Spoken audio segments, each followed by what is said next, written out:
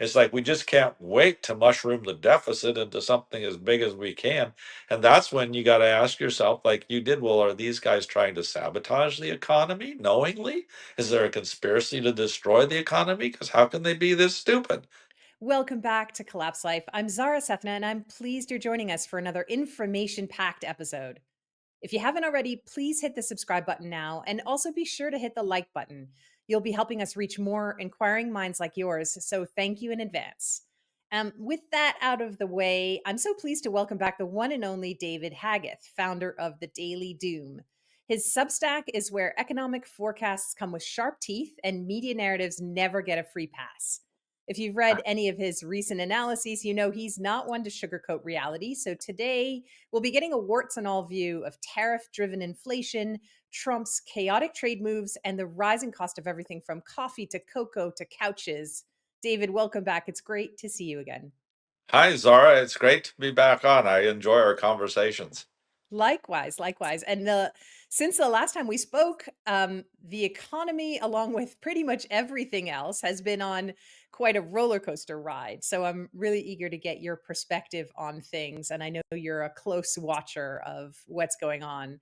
But maybe let's start with inflation, which is something that you've written about recently. And the White House has also been talking about it recently. They say it's right on track. And in some ways, I think you might agree with that, but you might have a very different definition of what that means. So the White House is telling us countries are absorbing the tariffs, but you have a different take on it in terms of how inflation has arrived right on schedule. So tell us what you mean. Right. Their idea of right on schedule is that inflation hasn't arrived. And my idea is saying, has been to say, since the tariffs were first being seriously talked about by Trump in February, and particularly to start saying in March, that inflation is going to become really hot because of the tariffs. And it is arriving right on schedule by not arriving, because I said it wouldn't arrive until early summer and that we wouldn't see it in the statistics until late summer, Mhm. because that's just what the lag time is between the time you apply the tariffs and the time products get ordered, ship across seas, go through ports, get into warehouses.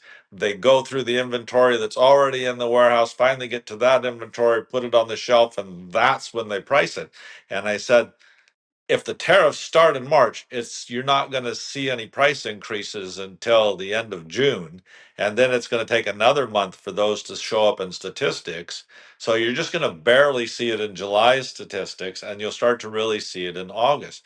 So we saw, an upswing in July's statistics for June. It wasn't a lot, and I didn't expect it to be a lot because I always figured that inflation would only hit in approximately the last week of June is about what the lag time would be for I mean, it's going to vary with every company, but on average, that's about where I figured that lag time would come out. That just at the end of June, those products would start hitting the shelves, and that no retailers would want to raise the price of products any sooner than they had to because consumers are fed up with inflation, and there's a lot of resistance from consumers towards paying that. So they're not going to do it until they have to raise the prices, but that's when the product hits the shelf. So then the cost of goods sold is what they look at, and that includes the cost of the tariff. And so, of course, they're going to put that in the price and maybe even mark it up with their markup if they can. They often do. They might not be able to mark that much of it up, but it will definitely get into the price. And that will not start to show up until the end of June. So that means most of June would have no price increases. So the overall inflation for June should be small because it only includes a week at the end. Now wait till you see July. That's when Mhm. Trump's going to start seeing the inflation that he's now saying isn't there. He's saying it's great. It's happening just like we said. It's not there. And I'm saying, yes, it's happening just like I said. It's not there because it's not supposed to be yet, except that the trickle showed up right exactly when I thought it would. And that says to me the whole thing is giving away in the months ahead. And So are we it's going to go from a trickle to a real spike? um I think what we're going to see is a significant upwelling that keeps building because you're going to find that there's a whole range of products. The tariffed differently, countries tariffed differently. Um, Tariffs themselves were stalled and restarted and stalled and restarted. So where products got ordered, if they hit the right window or not, Mm. we're getting to a point where the tariffs are getting locked in, and so more and more and more the products that are coming on are going to be products that have been tariffed, but they're going to have their own lag time hitting the shelves. So it's going to be like a train wreck that goes on for months because of the way the tariffs have, come on sporadically on and off, and how long it takes for different things to hit the shelves and different merchandisers, because some have big back inventories and some don't. So it's going to keep building, and where it's going to really become bad is when we finally get up to, the holidays purchasing season, Mm. because right now the retailers are purchasing for the holidays, and they're starting to have to do that, quite extensively under tariffs, as many of the tariffs are now getting, kind of formalized into place. Right.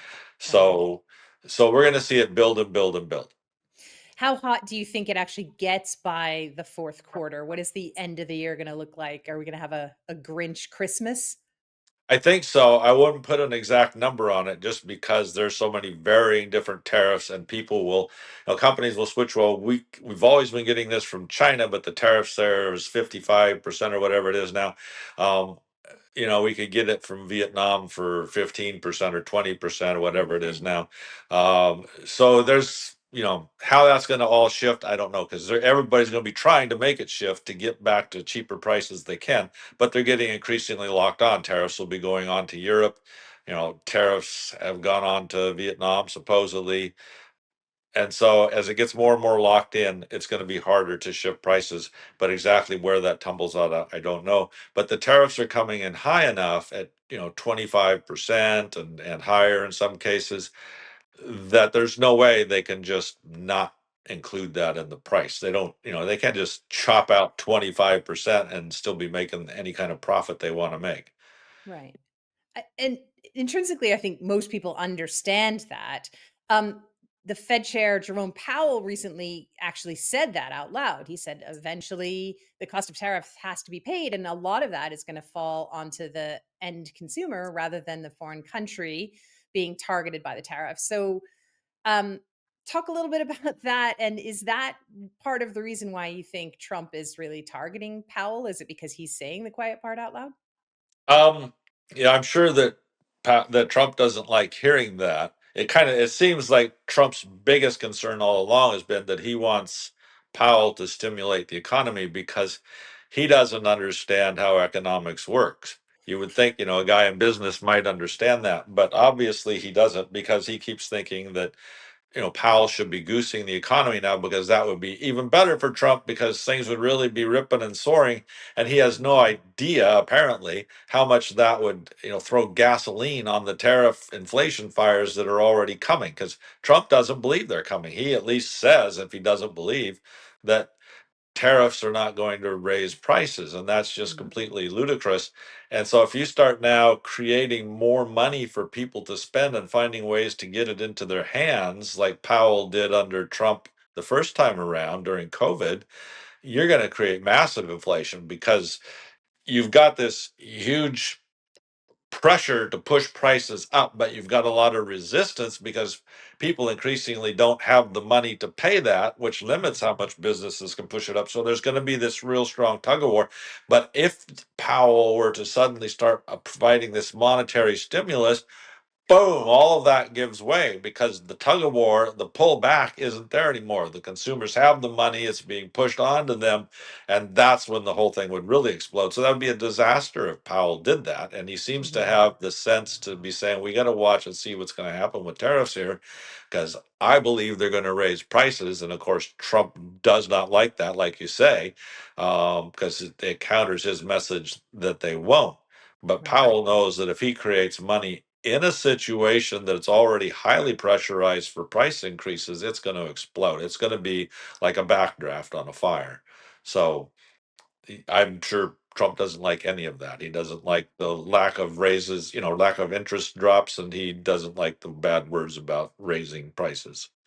Is it possible that Trump and his team really don't understand, or is what we're seeing kind of a deliberate lie, or is there something else going on entirely? You know, I wonder that all the time because I'm like, it's so easy to understand that how can people like Lutnick, and Navarro, people that would seem to have brains, and even Trump, who's been in the business world for years, how could they not understand that if you apply 25 or say like with China 50% plus tariffs on the cost of goods coming into the country, that has to raise prices? How do you not do that math and just think, oh, well, the Chinese producers, they'll eat that? 50%? How are they going to eat that? That's insane. They would never do that. And so are they lying? That's the question I asked. If they're lying, they do it in such a bald-faced way. Besant, Lutnick, all these guys over and over saying the same thing, and you think you have to know that isn't true. So you're just like the most rabid liar out there to keep saying it's not raising prices and we have proof inflation is not going up. Or are they just truly that dumb because they're blindsided by ideology or something? I mean, they're not stupid people, so they'd have to be dumb because their ideology is blindsiding them. And I don't really know. No, either way, it's not good. No. Either either they don't understand, which is scary, or they're lying, which is not good. I mean, either way, it's not not a good look. Yeah, you're Um, either incredibly stupid or you're incredibly dishonest, and I can't figure out which one it is. oh, welcome to 2025. Yeah. um, talk about. I think I've seen you write about this, the taco trade on Wall Street, which taco stands for Trump always chickens out. So, what is this Wall Street trade? It's betting against the tariffs actually being real. Yeah, you see that, the irrational exuberance on Wall Street is just astounding because they keep betting that the tariffs aren't going to raise prices and the tariffs aren't going to crush the economy. So they keep betting stocks up. And what they're buying into is every time Trump raises a tariff, he chickens out the second he sees it, drastically impacting the treasuries market, because that's the real disaster zone here. Um, and they chicken out, he chickens out, and then that gives them the little bit of hope they need to say, oh, well, see, this isn't going to happen. But then he goes right on and puts them on again. And when he does chicken out, he stalls. He just says, we're just going to wait to work out tariff deals. And the market stupidly takes that to mean, well, we're going to try to work out a lower tariff deal, so we don't get hit so hard. No, that's not the objective. The whole objective for Trump is to work out the highest tariff deal he can. He wants the United States to have to pay the highest tariffs because he thinks other nations pay them, or at least that's what he says. So this is like free tax revenue to the United States that won't hurt our economy. But those, you can't tax Chinese people in the American, you cannot tax people living in China as citizens of China in America. You can only tax Americans. So of course it's Americans who are going to be taxed. It's the only people the United States government has the power to tax. And whether or not they're going to milk all of that out of the Chinese merchant, well, that's ridiculous to think that they'll be able to do that.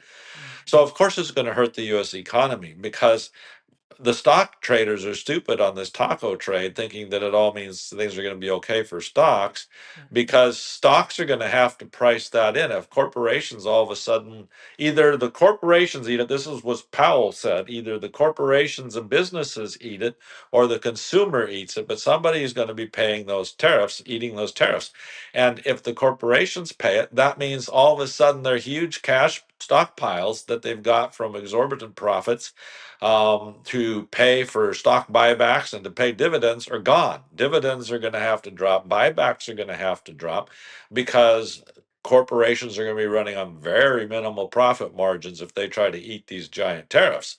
Mhm. The alternative is they have to pass it along to try to keep their profit margins somewhat stabilized. And that means consumers are going to pay it. And that's going to cause consumers to throttle way back because they don't have the money, unless Powell does what Trump is pushing him to do, create the money so we can explode all this thing into a big giant bonfire. Right. Which then has the impact that you just described. I mean, if you zoom Yeah. out and look at everything that you just said, which just makes so much sense, it it starts to seem as though this can't just be the result of incompetence. And so you start to wonder, is there something more strategic going on? Is there actually an effort to demolish the economy in a controlled demolition kind of way? And if so, what is going on there? What do you think? Well, there are people that write that. I've always tended to lean against conspiracy theories that a president would want to destroy the economy, or that there's lots of people in the state who would want to, because there's so many of them who benefit from having it rip roar along and do good. So I Mhm. tend to lead towards the incompetence that Trump probably doesn't really want to destroy the economy because he makes lots of money off of it. And he's certainly not going to look like a hero if he does to his MAGA crowd. So I'm not sure what he gets out of doing that. But it's going to destroy the economy. So, like you say, it's hard to believe that they don't know that and don't have that plan. And that's what creates a lot of, conspiracy theories that they do. And I'm not saying those theories are wrong. Mhm. I don't know. There's certainly grounds for believing that you can't be that dumb. Um, but is it a plan? I don't know. I haven't Yeah. got any documents showing a conspiracy, of here's where they sat at the Bilderberger thing, plotting this. Yeah. No, it's just you start to go there just because you can't otherwise You can't balance fathom out it. Yeah, what is possibly going on. I mean, instead of strategy, it could just be ego, right? It could just be yeah. day by day they walk into the Oval Office and just decide what has to happen that day. Right. And I think individuals could have their own conspiracy part in it. For example, Besant. He made his fortune helping George. I mean, this is how the guy particularly got rich, was helping George Soros crash the pound sterling. So he may think the greatest place in the world for me is to be U.S. treasurer because I can crash something even bigger than the pound sterling, crash the U.S. trade dollar, which has grown bigger than the pound was back in those days. And I can make even more bank by helping Soros and my buddies, cast bets against this. And I wouldn't put it past them to do it. So, does he have an internal conspiracy to now actively crash the dollar by how he controls it, just like he helped crash this pound by how he bet on it? Maybe he wasn't against doing that with, the UK. So, would he be against doing that with the US? He could profit hugely from that trade. Most people in government probably aren't going to profit by seeing the whole economy collapse around them because, uh, an outgoing tide lowers all boats. Right. But somebody like Bissett, who can cast shorts against it, might make a huge fortune. So I'm not saying he's doing that. I don't know that, but Right. given his past of doing that, and that's how he made his money with nefarious people like George Soros working for them and with them. Soros funded Besant's own financial corporation. Mhm. So would he? Hard to say he wouldn't. Right. Another theory that people have is that all of this is happening as a way to try to distract us from other political moves or scandals that are happening, to confuse the markets, mask failures that are happening, or just mask the fact that the economic chaos that's happening is out of control and that there aren't really any policy decisions at this point that are going to fix it. So let's just distract from it. Uh huh. Yeah. Yeah, and certainly there's lots of that happening. I'm writing an article today that I'm going to put out today about Gabbard's release of the Russian hoax files. I call them the Gabbard files now, and she's sitting on the Epstein files to hold that box shut, giving Trump this box full of Russia files, saying, look at this, look at this. Is that a distraction from the Epstein thing? Well, given the perfect timing that it came out on exactly the day that the Wall Street Journal exploded its story about Trump writing little sexy notes to Jeffrey Epstein, I think it is. Voila! Here, look at this, the Russian files. And then when I dug into those files, I spent the whole weekend pouring through the 100+ pages and looking to see if they said what she said. And oh my gosh, they don't say what she says at all. So I'm putting this huge expose together. Here's what she says, they said, and here's the little tidbits every time she quotes them that she left out that completely change the meaning of what the files are saying and steer it in a different direction. But you Yeah. gotta explode that and go in there and find out, oh well, what did she elide here? What did she take out? And find out, oh, well, yeah, actually, they were not saying this. They were saying just almost the opposite. You take out a little bit, it changes the meaning. It makes you wonder what other little Easter eggs they might have hidden around the White House for future use. What other little kind of piles of files, so to speak, will there be to come up to hide the next thing that happens? It's Yeah, I nuts. mean, I mean, this one is huge, and it's just taken me the weekend to pour through it all. Um, so I'm, trying to get it hammered and get it out there as quickly as I can.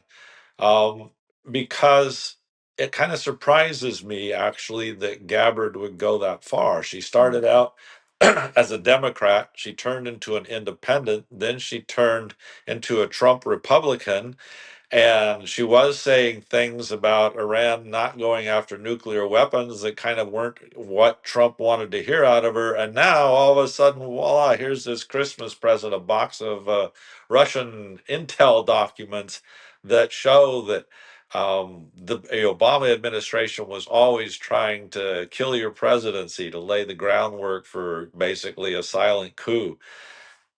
And it's not there. Her report says it's there, but the documents don't show that. The documents show over and over that the government believed that Russia was working to influence the election electronically through bots that would post comments on sites that were favorable towards one candidate or another, that Russia was, working to publish articles that would discredit Hillary or make Trump look better because they favored Trump, and that they were doing this all along. But she says they didn't start doing that until after the election when they found out Trump won.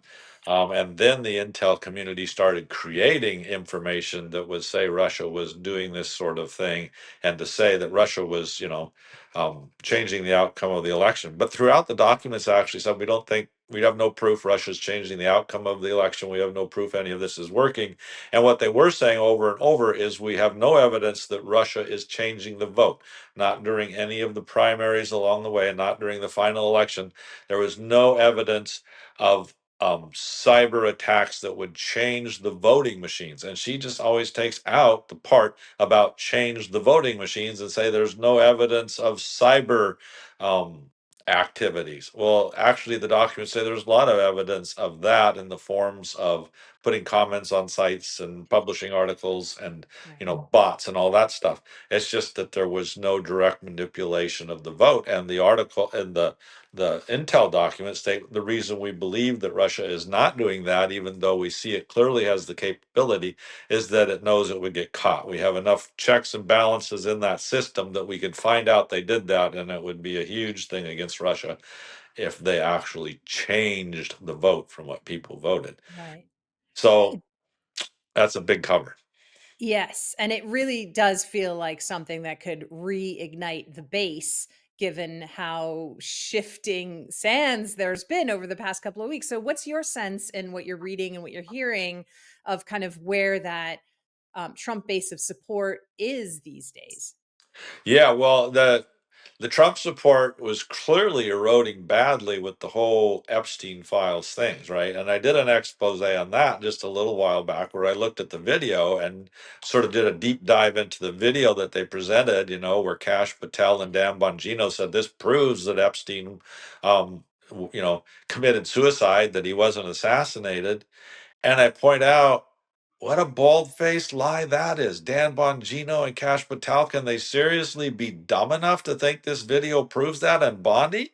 Because it doesn't prove anything. And I showed, first of all, in one article, how if you look at the video, you can see people moving in the direction that they claim is where Epstein's cell is. And they show an image of Epstein supposedly being paraded off to that cell. And then they say through the video, nobody moved into that area. I go, but watch the video. People moved into that area all night long.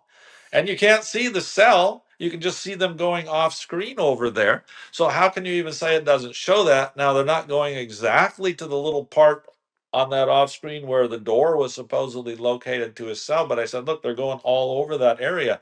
I said, I think there's a whole corridor over there that's wide open that people can move through over to where the cell is, over to where other doors probably are. And I said, we don't even know where the cell is. I We, know. we don't know the cell's right there.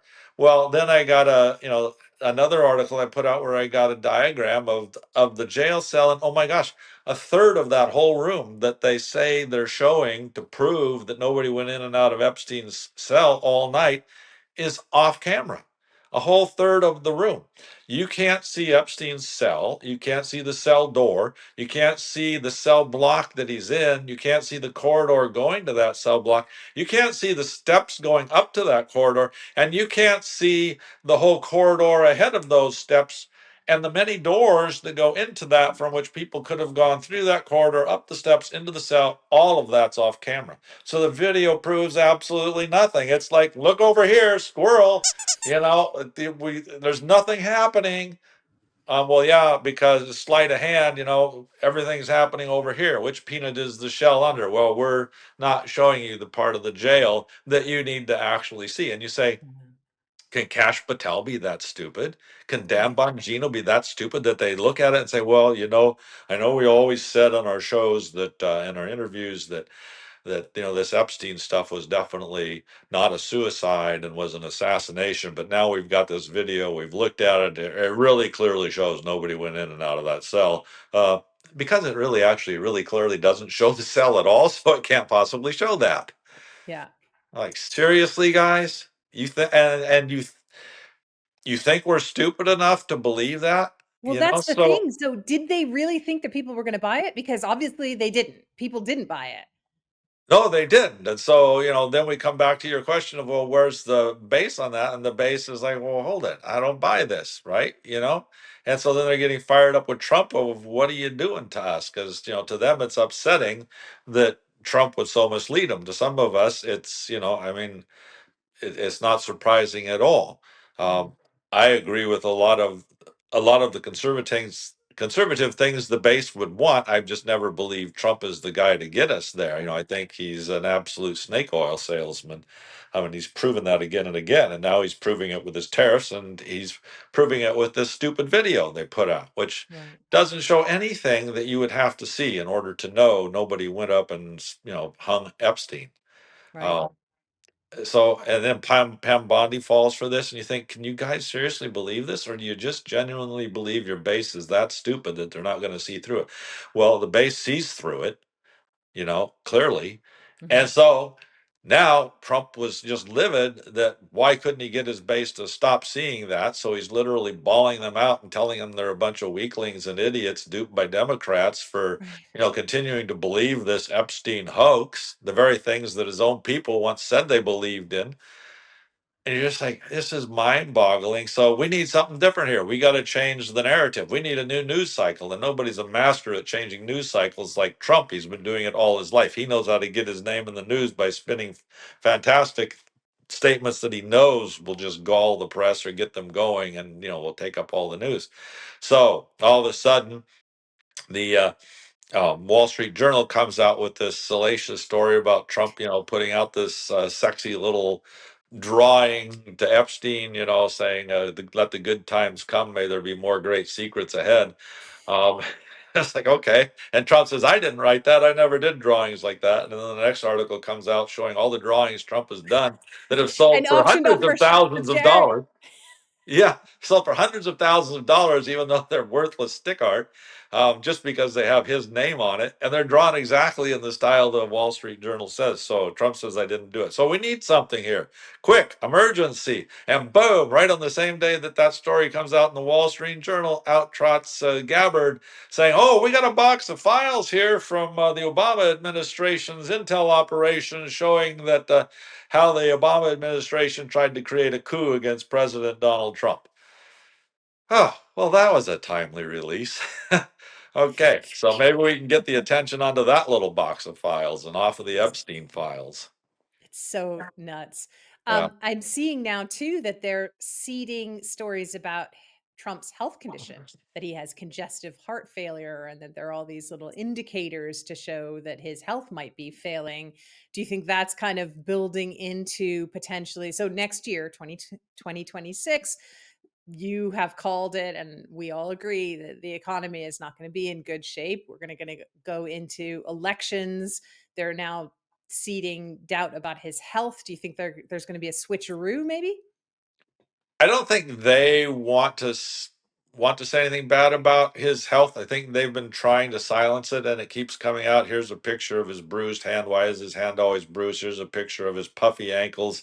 That looks like a circulation problem. Why is that? And I think it just got to the point where they had to say something because they've been lying all along. Here we go again.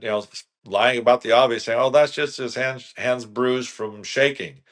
Well, we never saw another president hands bruised from shaking. It could be on the whole simple, ridiculous basis that we've always heard Trump likes to crush other people's hands immediately when he shakes them as a power play. That's the Trump handshake. Maybe enough people have caught on to this that they've all said, "Let's be first to crush his hand and bring him to his knees the second we shake it." So yeah, maybe his hand is bruised, but it always looks like there's a little needle mark or something right there too, a little swollen bump, and it looks like it's covered in makeup. Mm, I think that it just happened so many times. They finally had to concede, yeah, okay, yeah, he has had some minor circulation problems, and yeah, it is showing up in his ankles. But these are things that are easily taken care of and not going to be a problem. So they finally had to cough up the truth. But there again, evidence they were lying all along, covering it mm, up, saying, no, it's just a bruise from a handshake. No, it wasn't. Turns out they now admit, after months of these pictures being circulated by other people, that, well, okay, yeah, Trump does have some circulation problems. yeah. I mean, it seems like for years, no matter who's our president, we've been asked again and again to just not believe what we see with our own eyes, to not, um, you may be going to the grocery store and paying a lot more for the same cart of groceries than you did before, but nothing's going on. Prices are not increasing. There is no inflation. You know, the president is perfectly healthy. You don't believe anything you see. Eventually that just can't go on. I mean, I think we're starting to sense that people are saying no to that. I do see it with my own eyes. I feel it, and I can't just keep accepting that I'm being lied to. Do you agree with that?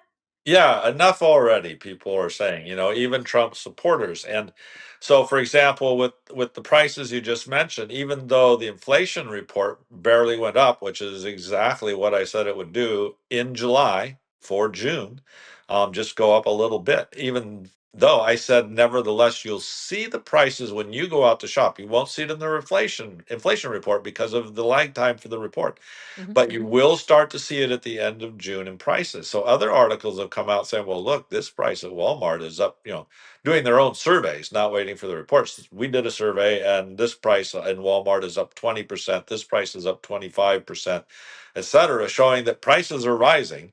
But, there's a lag between them getting into the reports, and they were rising, like I say, at the end of June, not at the Mhm. start of June. So June's report doesn't even show that much. Um, but yeah, it's at the point where people have to be going out to the stores going, well, man, I'm sure feeling the price increases. They certainly haven't gone down any, and some of them are starting to feel, quite a bit pricier again. And Yeah. that's just going to become more and more evident. So how are they going to spin it when the lie just completely becomes evident and we're like, holy smokes, inflation's back up to 10% again? Um, I don't know. I Yeah. guess they cross that bridge when they get there. That's, beats That me. yeah. I mean, that is potentially when, a really big un unforeseen crisis hits, just so that we start really looking at other things and not that. Yeah, we need a new war, right? Yeah. Yeah, let's blow things up with Iran. That'll get their attention off the prices. I don't know. Mm, yeah. I mean, you you just speculate what they're going to do, and that's where I say I don't know if it's a conspiracy or if they're just that dumb so they really don't think it's going to happen. Because what's their end game? Yeah. That's what I used to ask with Powell. What's their end game for quantitative easing? As soon as they suck it back, they're going to crash stocks and crash the economy. And every time they did quantitative tightening and sucked it back, that's exactly what happened. Stocks went, crashing down, and then they had to stop sucking it back and stop the interest rate decreases and stuff and start raising interest, whatever. They had to undo what they were doing, and um, there was no end game. And to me, it was always obvious there was no end game for Powell, and I don't see what the end game is going to be for Trump. How you hide it? I don't Yeah. know. In the famous words of Gerald Celente, when all else fails, they take us to war. Yeah, Maybe. Mhm. I kind of wondered if that was a bit of what Iran was about, or going and attacking Iran. I'm not saying it is about that. We've Mhm. tossed around the idea of attacking Iran for a long, long time, and it may have just finally been they said we were going to go do this. I don't know.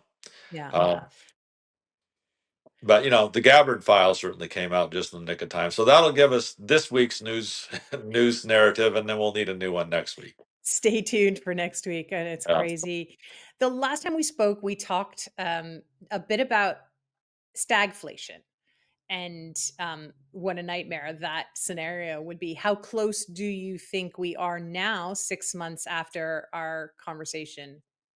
I think we're right in it because stagflation says usually you don't get inflation when you have a recession because a recession sucks the money out of people and they can't afford to bid up prices and they hunker down and prices fall at the same time that the economy falls. In stagflation, prices somehow manage to rise in spite of the fact nobody's got money to pay more. And the way that happens is with shortages that force them to rise. So when we last had stagflation, it was when we had a severe oil shortage, which affects the price of everything because oil goes into everything, raising the price of oil way up, forcing it up. If you wanted oil, well, you had to get oil and you had to buy things that are made with oil and transported with oil. So prices were pushed up.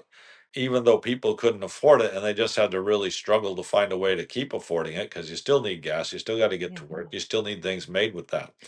And so my argument has been since even before this year that if Trump comes in and the tariffs happen, we're going to see stagflation. We're already in a situation where we're going to see the economy falling at the start of the year, and we did. I said we're going to go into a recession, and we did. We went into a first quarter of falling GDP. Now, if you get 2 quarters of that in a row, that's usually considered a recession. Well, we got the first one in the bag. The second one hasn't been released yet. Mhm. Now, that's going to create um, the recession side of stagflation. The stagnation of the economy is already there. It was already stagnating. It was already receding. Now, into that, you're driving the tariffs. And the tariffs are going to create shortages because they blow up supply lines. People say, well, I can't, source this product from China anymore because I can't begin to sell what I make for what I need to sell it for if I buy it there. And so things get choked up. You start seeing shortages, that starts pushing the price up because people need to get the products, and there are shortages just like there were shortages during the oil embargo. So you wind up with those two things, the stagnation of the economy that had already begun, and then tariffs being a outside thing that forces prices up regardless of where the economy's going because you're now adding x amount of dollars to the cost of goods sold, so the price of the goods sold is going to be higher whether people can afford it or not. So it's this real struggle between the two, so you're going to see stagflation. Now I've argued that we may actually get a reprieve that keeps us from going this next, this present last quarter, the one that's just going to be coming out, that keeps us from going into what will be declared a recession because we may get a bump up enough to be positive. And the only reason for that would be that the tariffs caused a huge amount of front running by people saying these tariffs are going to raise prices. I got to get out there and start stocking up my larder. I got to go out and buy a car before prices of cars go crazy. I mean, I did that. I went out and bought a car. I said, I'm going to need a car in the next year. I'm going to go buy it now because I think car prices might go crazy down the road with Mhm. these tariffs. And, a lot of people started doing that. So that's going to create a push on the economy, but it's not a push that can sustain because it borrows everything from the future. People are just saying, I'm going to take all this stuff I'm going to buy in the summer or in the fall. I want to buy it now. Well, that means they're Yeah. not going to buy it in the summer, not going to buy it in the fall. So there's going to be a further lag coming out, further stagnation coming out, but there might be a bump in the middle when all this activity happened and retailers were doing the same thing. They're saying, well, we're going to buy from wholesalers, and the wholesalers saying we're going to quickly buy products from China before these tariffs get finalized. Right. So there's going to be this big bump, right? And that's going to interrupt the process and people say, oh, well, there was no recession. See, well, no, there was a bump and that borrowed from the future. So the Right. future is going to look worse because of it. So we're going right back down again. So yeah, we're going to see stagflation. It's going to just be kind of a wilder ride, but isn't everything with Trump? Yeah. You know, How does the current oil price actually factor into this? Because obviously we have war and a lot of unrest in the Middle East and in those choke points where oil travels through. So what's going on that front? I don't know because I would think that oil prices would be going up, but it seems to me there's kind of some irrational exuberance in the oil market holding prices down, just like there is holding stock prices up. Because I would look at that and say, well, I think there's lots of reason to think there could be oil shortages, especially with the conflict going on with Iran. But there haven't been, so maybe people are right to bet it that way. Think, Iran didn't get to the point where it decided to choke off the Strait of Hormuz. Oil's still coming in, so so far oil prices have stayed down, and that's helped reduce inflation because it reduces the price of everything if oil doesn't, push up the cost of plastics that are made from oil, the cost of transportation, all that stuff. So, All of this is very kind of in the moment, though, and as you're saying, none of this can go on forever. At some point, as we pull this line a little bit farther down, we're going to start to see some of these things. They inevitably have to start showing their face. yeah, and we could wind up right back into a conflict with Iran again because Israel's already said it might have to go re-blow up those facilities that we already totally obliterated. And that was another lie that as soon as Trump said it, I said, hold it, people. We can't possibly know that we totally obliterated those sites. It's deep underground. Nobody's going down into a place where nuclear materials were stored and digging it up that fast to find out what was destroyed down there, because you're going to be digging if it was destroyed and the stuff was still down there, is going to be nuclear material all over and all of the debris. This is not something that's going to be easy to assess. It's going to be hard to tell from satellites what happened 300 feet under the ground. They might be able to get some clue, but they can't possibly know it's been totally obliterated. And there was these, 24 trucks that lined up at the site days before it was blown up and suddenly disappeared. What did they take off? They were parked right there by the entrances to the sites. Were they just there to do a truck wash? Or were they actually loading up trucks and hauling off material? And Trump said, well, they couldn't haul it off that fast because it's too hard to haul out. Well, only just a few days before, they had said that it could all be hauled out in the trunk of a car. So how hard is it to haul it out? And if you got all those trucks, who knows what kind of containment they had built into them already for such a possible prospect, because Iran always knew it might someday have to move material in a hurry. So Mhm. who knows? They might have had trucks all ready to go and pop in the material goes so nobody can, I don't know, so it's shielded so you can't see the radiation, whatever. We don't know. We don't know what was in the trucks. We didn't apprehend the trucks. So for Trump to just say, well, we totally obliterated and none of that stuff exists, we don't know. And Israel now came out and said, well, no, there's a lot of it still exists. Some sites did not get destroyed. Some sites didn't even get bombed because we knew they were too deep to be destroyed. And some material got trucked off. And so we might have to go back and do this again. Yeah. So will that time out just when we need a new distraction because the new Russia files, the Gabbard files didn't, play long enough? I don't know. Yeah. If we go back just to, you were talking about there was a historical period of stagflation before, and that Americans lived through it and just found a way to be able to afford the things that they needed. Let's just go back and talk a little bit about what that time looked like, so that we can draw maybe some lessons from what it's going to look like now, because some things are similar, some things are wildly different. Yeah, and so I was a high school kid when we went through those times, so I remember them pretty well.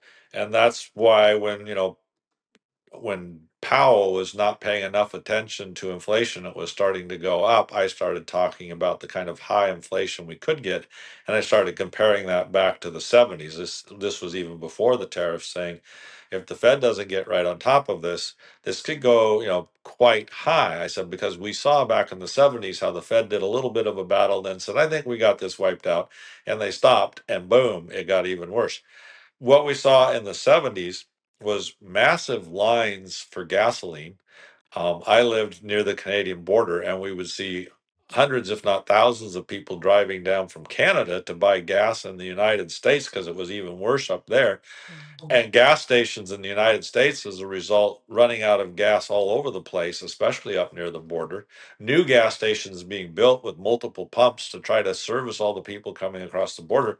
But then we're running out of gas ourselves. So, with that huge demand and a short supply of gas, the price of gasoline suddenly leaped way up from where it had been. Only a couple of years before that, I've been buying gas as a middle school kid mowing lawns for a living. I had been buying gas for 36 cents a gallon, you know. Wow. Yeah, and all of a sudden it exploded, to like a buck 50 a gallon, which was big money when it had only a couple months, a couple of years before been 36 cents a gallon. Yes. So we had this huge inflation in the price of gas, and then that, as a result, we had a huge inflation in the price of everything because gasoline, like I just talked about, goes into everything, or Hmm. fuel, oil goes into everything, fuel and just oil as a byproducts for plastics and stuff. So yeah, we saw a lot of inflation, and it was forced along by the fact that we had these shortages of oil, so there wasn't anything you could do about it. Even if you didn't have the money, you're going to go, sell the cow or something to get the money to buy the stuff that you need because the Mm. prices are going to be up because that's just we had an oil embargo, so it was forced by Arab oil states, OPEC, that formed at that time to try to control the price of petroleum. Hmm. So Um, yeah, I mean, I think it's great to get your recollection of that, and I think it's really important for us to remember what it was like. yeah, and I Obviously, remember oh, a lot of people back then, where I knew it was going to be a problem is we'd never talked about inflation prior to that. And all of a sudden I lived in a period where for the next 2 or 3 years, conversations were always about inflation. mhm, And for the next few decades, everything you did when you were, because I worked in property management where we're always planning the next year's budget, you're always factoring in what inflation is going to be and making a prognosis for inflation. And that just was not a concern prior to that. But that got everybody so concerned about inflation that it remained a concern for years to come. So, yeah. Um, and fast forward to now, we have record level national debt. We have technology that never would have even been conceived in the time period that you're talking about. We are this close to, digital IDs and digital money and the ability to just turn on and off our own buying power. I mean, back then when you were buying gas for your lawn mowing business, you paid in cash. And now we're going to be paying with our cell phones. So so many things are the same, and so many things are now this new, completely scary and unknown reality. yeah. And I've been writing a lot of articles about that on the dailydoom.com too, particularly treasuries and the debt, and then AI. Treasuries and the debt are one of the biggest factors I said that could be the biggest concern of all if that market blows up. It's way bigger than the stock market. And what I laid out something that I said, to the best of my knowledge, nobody else is pointing out. And this is a key. I want all my, first of all, I just gave it to my paying subscribers. Eventually, I gave it to everyone. I said, this is a key everyone needs to know.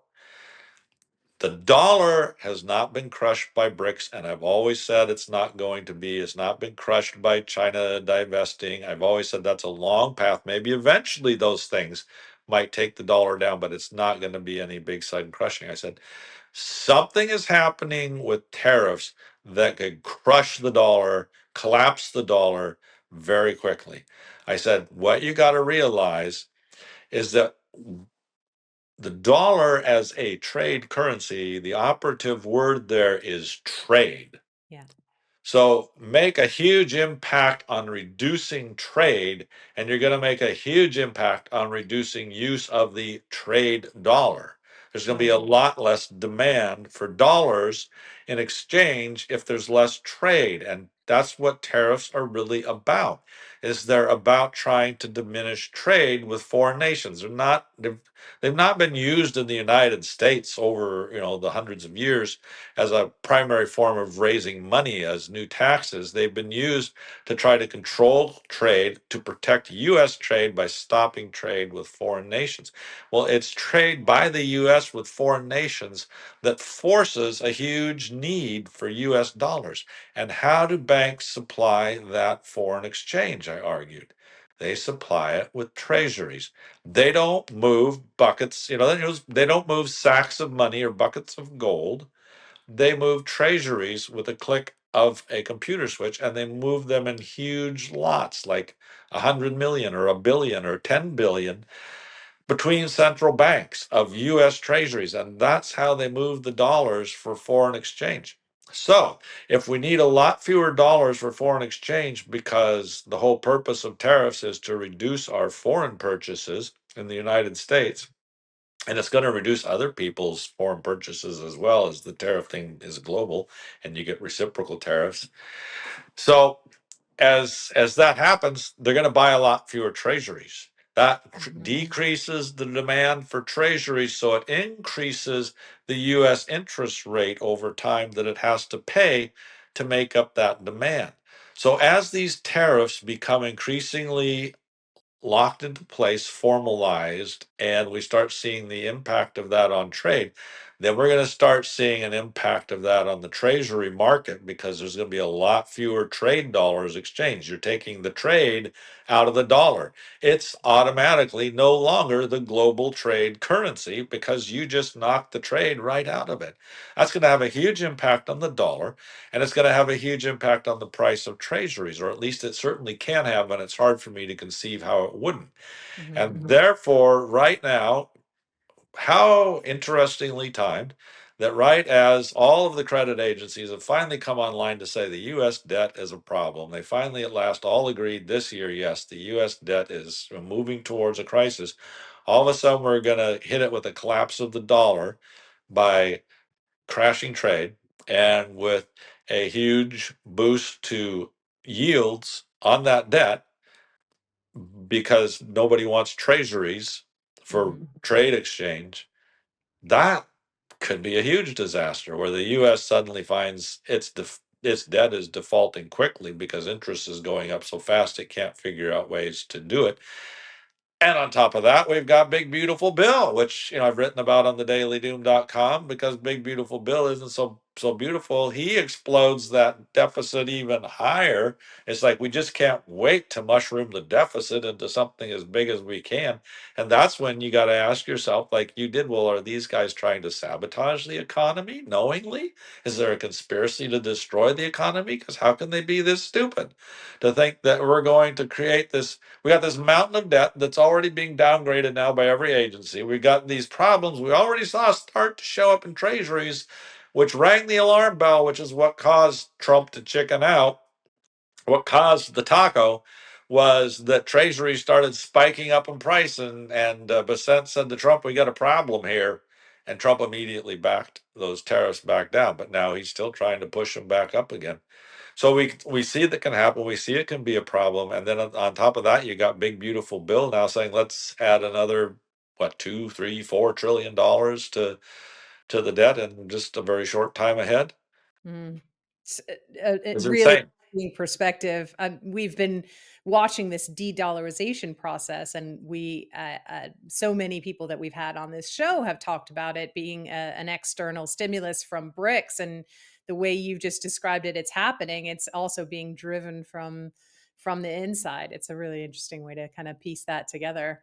And I think that internal implosion is going to be far more dramatic than anything the BRICS are doing. What we've seen with the BRICS is that, there's been some talk about it, but really the BRICS themselves haven't done too much talk about let's replace the dollar or let's change it, because there are some countries like India that don't want to see China dominate the currency market.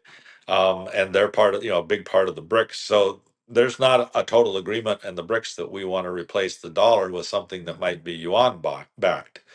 So I think, it's not that the BRICS won't have an impact and down the road that it won't migrate in that direction, but I think you're going to see a very rapid impact from the tariffs in the next year. Like I say, there's a lag time for the tariffs going into effect, and so there's going to be a lag time for all of that to hit trade and hit treasuries, Yeah. but it'll be starting to happening later this year, and it'll be a huge vacuum, quite Yeah. a vortex.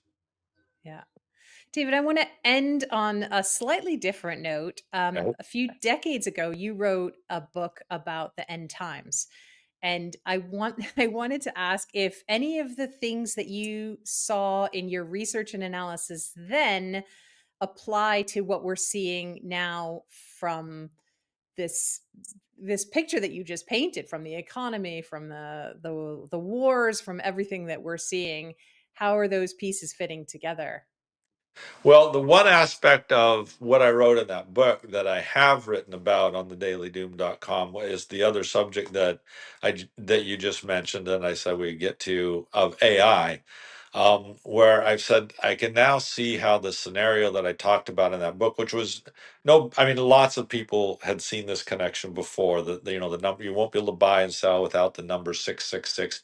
You'll have to have it on your palm or your forehead, in order to transact and buy and sell things. And people had, said for a long time, well, maybe this is going to be by a tattoo or that a computer can scan, or a chip or something like that. And now with AI, we see how really fast that could evolve, into a system where now it adds a new shade of meaning to what I had said about the beast back then. This is supposedly the mark of the beast. And the question was, what was the beast? And I said, I wrote in my book, maybe the beast is not a person, maybe the beast is a system. And that's why it's called the beast. Mm. And then, with AI, I'm like, oh my gosh, we've now got a system where the system itself can function like a person. So it can have these personified traits that Revelation sort of gives it, that make people sometimes think the beast is a person. We've got artificial intelligence, a different kind of intelligence, that AI could very well be the beast that would take over control of that financial system, to not let people buy and sell with, whether it's a tattoo or a chip or whatever in their hand that can be scanned. We saw all of that during COVID with, Bill Gates coming out with a, vaccine that you could only get if it was tattooed into your hand. The tattoo had little pins in it that would impregnate your hand with little dots of copper subcutaneously, so that you could scan the dots of copper and it would show you've been tattooed. The vaccine was, or show you've been vaccinated. The vaccine was on the tattoo, and so was the copper, and they both go in one, and that's your proof that you've been vaccinated. So Bill Gates was talking about having a digital ID. Well, now with AI, you've got something that can mastermind the whole digital ID of the whole world. There's a question: well, how is this going to be global? Well, AI can manage all of that quite easily, and it can shut off individual players. As we now move to a cashless society, and that's one of the other things I've written about on the dailydoom.com, is that we've seen a lot of movement towards central bank digital currencies, Mhm. just a huge emphasis on going digital, and towards cryptos and other different digital forms of money. So we're clearly now moving towards that. And that was something that I'd written in that book, that I believe Revelation was saying, is that we're going to have digital money and you won't be able to buy and sell without that.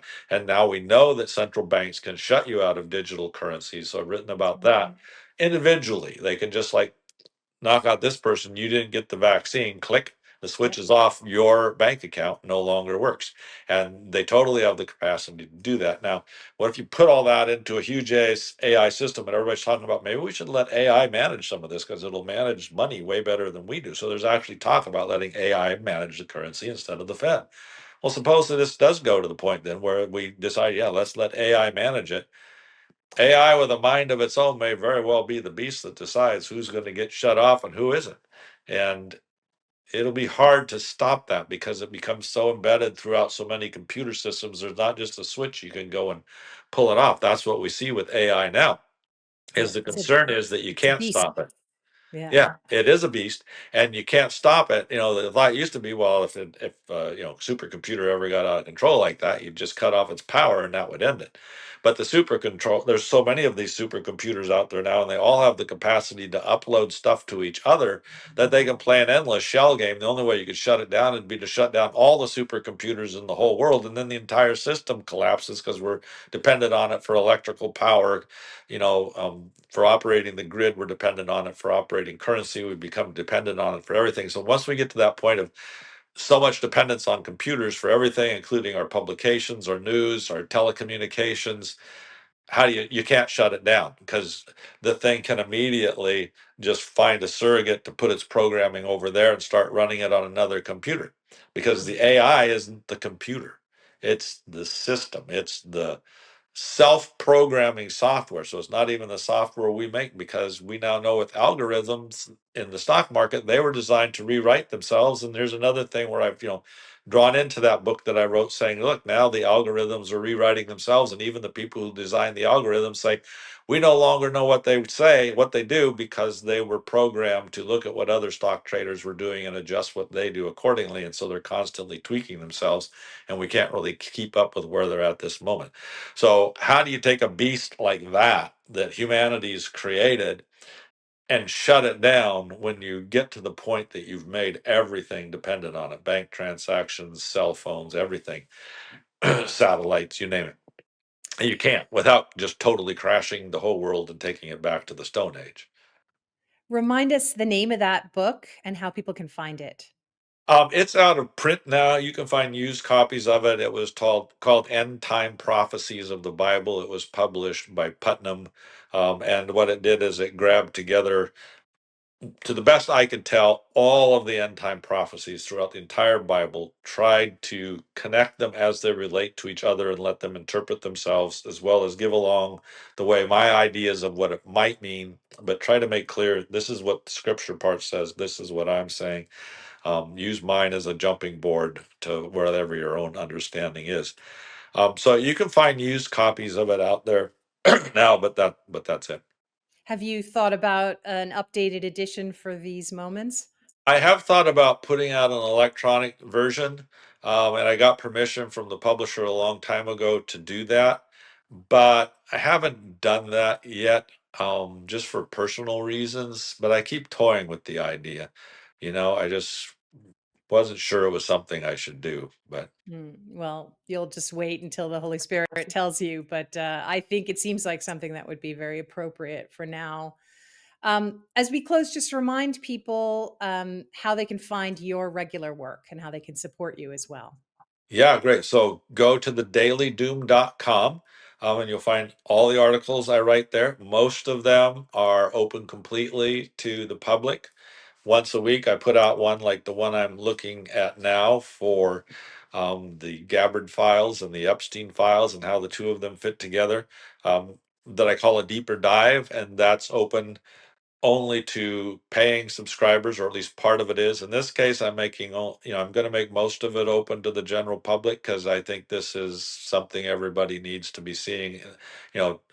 Trump's MAGA supporters need to realize what the next squirrel is that Trump's pointing them towards, to get attention off the Epstein files and not fall for it. And I hope that this article will help them do that, because it's going to be really tempting for them to say, oh, Obama did these things, we want to go there, right? So he's feeding them something they want, but really the documentation does not show, in my mind, any evidence of a conspiracy to get Trump. He's not even mentioned until the very end of it. Then his name is finally brought up in the final document. None of it says anything that implied Obama or any of his people thought Trump was colluding with Russia. It only says over and over in that final document that Putin clearly favored Trump and liked Trump. Well, who doesn't know that anyway, really? I mean, I wrote long before any of that kind of stuff would come out that Putin obviously had plenty of reason to hate Hillary for her wars in Libya and Syria, particularly Syria, which was Putin's ally. Um, her reactions with Russia, there's no question in my mind that Russia would hate Hillary Clinton and would think Trump was a better candidate. But there's nothing in those documents that would indicate to me that the Obama administration was trying to frame Trump up. They were just trying to figure out what Putin was doing and what he wasn't doing, and they were clearly being honest and stating that, how RT operated without overdriving that to make it into, this big thing where they change stories and manipulate news, which I said was never my experience with them. Mhm. They never tried to bias my stories in any direction, and those documents say that. Mhm. And they say that there was no evidence that they actually changed the vote, so they're clear with Russia on that. They seem balanced to me, and they never say that there was any collusion. They never even hint there was any collusion with Trump in any of those documents. They just say Putin obviously preferred Trump in the kind of propaganda he was creating. Didn't say Trump had anything to do with it. Well, So you've obviously done an incredible piece of work on this topic, and so we're very grateful that you've done that work, and we're grateful that you've come on here to share your thoughts with us, and we look forward to having you back again soon. thanks. Fun as always. I enjoy it. Thank you, David. We're always so grateful for David's complete intolerance of manipulated narratives. And we're also very grateful that you joined us here this week. If you found this information useful, provocative, or terrifying in just the right measure, please share it with someone who still needs to understand what's truly going on. Be sure also to stop by collapselife.com to see our latest articles, sign up for our newsletter, and learn more about why we do what we do. If our work speaks to you, we would love it if you would consider a monthly or a yearly subscription. We would be very, very grateful for your support because doing what we do is not easy. And given how the algorithms work against us, it's not particularly profitable either. Still, we do what we do because we feel called to do it. We look forward to seeing you back here next week. And until then, from all of us here at Collapse Life, just remember to keep your chin up. It's only collapse. See you soon.